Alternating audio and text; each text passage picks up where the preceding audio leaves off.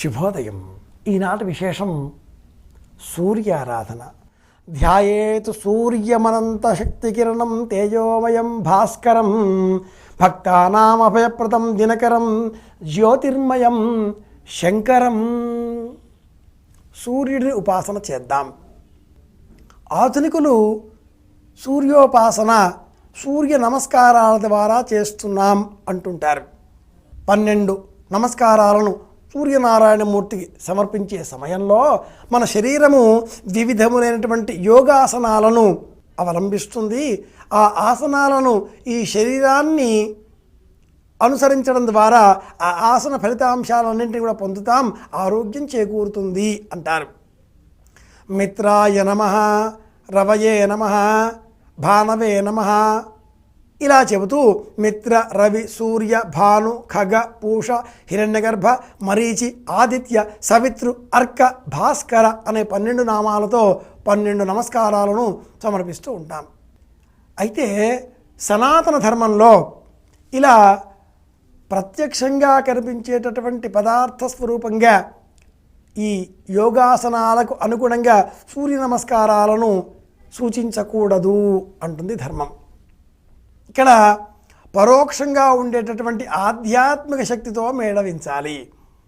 శరీరాన్ని నిలబెట్టడం, హృదయంలో ఇలా 2 చేతులు జ్యోతకంగా పెట్టడం, ఆ పిమ్మట ముఖమండలం పైకి తీసుకువెళ్ళడం, వెనక్కి వెళ్ళి శిరస్సులాగా వంచడం, మళ్ళీ నేల పైకి వంచి కాలి బొటన వేళ్ళు పట్టుకోవడం, ఒక కాలు వెనక్కి, ఆ పిమ్మట 2వ కాలు వెనక్కి బోర్లా పడుకోవడం, 2 చేతులు ముందుకు చాచడం, మళ్ళీ ఇదే విధంగా వ్యుత్క్రమంగా నిలుచుంటే ఇవి 6 అవి 6 వెరసి 12 భంగిమలలో ఒక్కొక్క నమస్కారం పూర్తవుతుంది. అయితే ఈ నమస్కారం శారీరకంగా ఇలా వంచి నిలుచుని ఇలా చేసే సమయంలో భౌతికంగా మనకు కనిపించేటటువంటి ఆసనాలు భౌతిక దృష్టికి, ఆధునికుల దృష్టికి ఉండగా ఈ సమయంలో మనస్సు పొందేటటువంటి అచేతన, మనస్సు పొందేటటువంటి అలౌకిక అనుభవం, మనస్సు పొందేటటువంటి జడత్వం ఒకటి ఉంటుంది.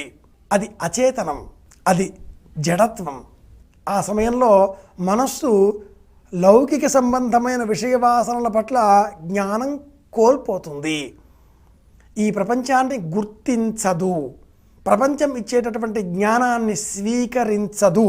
అది సూర్యోపాసన. అది విశేషం గుర్తుపెట్టుకోవాలి.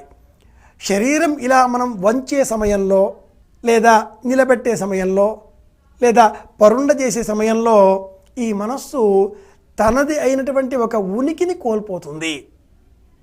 ఆ సమయంలో సర్వ ఇంద్రియాలు, జ్ఞానము, బుద్ధి, అంతరాత్మ, అంతఃకరణము, చైతన్యము అన్నీ మనస్సు అధీనమై ఆ మనస్సు కూడా ఆ మాటలో ఉండేటటువంటి అంతరార్థం పైననే కేంద్రీకృతం అవుతుంది. సూర్యాయ నమః అనగానే అప్పుడు మనం శరీరం పైన ఉనికిని గుర్తుపెట్టుకున్నామా, అది సూర్యోపాసన కాదు. వేసుకున్నటువంటి చొక్కా పైన, బట్టల పైన, కింద పరుండ చేసుకున్నటువంటి ఆ వస్త్రం పైన, చాప పైన, లేదా పరిసర ప్రాంతాలపైన, దేహం పైన ప్రసరించేటువంటి సూర్యకిరణాలపైన, ఇలా వివిధ పరిసర విషయాలపైన మన మనసును ప్రసరింపజేస్తున్నామా, అది సూర్యోపాసన కాదు, కానేరదు. ఎక్కడైతే మనస్సు కేంద్రీకృతమై తనకు సంబంధించినటువంటి సర్వ వస్తుగత జ్ఞానాన్ని కోల్పోతుందో అది సూర్యోపాసన. అక్కడ మనకింకా లోకంతో పని లేదు, శరీరంతో పని లేదు. శరీరం తెలియకుండానే తన పని తాను చేసుకుపోతుంటుంది. దానికి ఆధునిక శాస్త్రజ్ఞులు అసంకల్పిత ప్రతీకార చర్య అనే ఓ పేరు పెడతారు. చర్మం పైన ఒక దోమ వారిందనుకోండి, తెలియకుండానే ఆ దోమ కాటుకు చర్మం ప్రకోపిస్తుంది, ప్రతిస్పందిస్తుంది, నొప్పిని మెదడు తెలియజేస్తుంది. మనం వెంటనే దాన్ని ఇలా కొడతాం. తెలియకుండానే శరీరానికి ఉక్కపోసినప్పుడు ఏదైనా విసర్గ దొరుకుతుందా అని చూస్తాం. అసంకల్పితంగానే ఇలా అనుకుంటూ ఉంటాం. ఇలా కొట్టుకోవడం ఏమిటి, ఇలా అనుకోవడం ఏమిటి, ఇవన్నీ కూడా అసంకల్పిత ప్రతీకార చర్యలు. తెలియకుండానే ప్రతీకారం చేస్తుంది ఈ ప్రాంతానికి సంబంధించి బుద్ధి.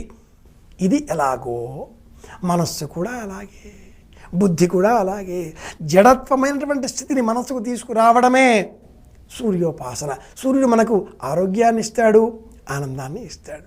అందరికీ ఆ సూర్యనారాయణమూర్తి ఆనందాన్ని ఇవ్వాలి అని కోరుకుంటూ ఒక చక్కని భక్తి గీతం విందాం.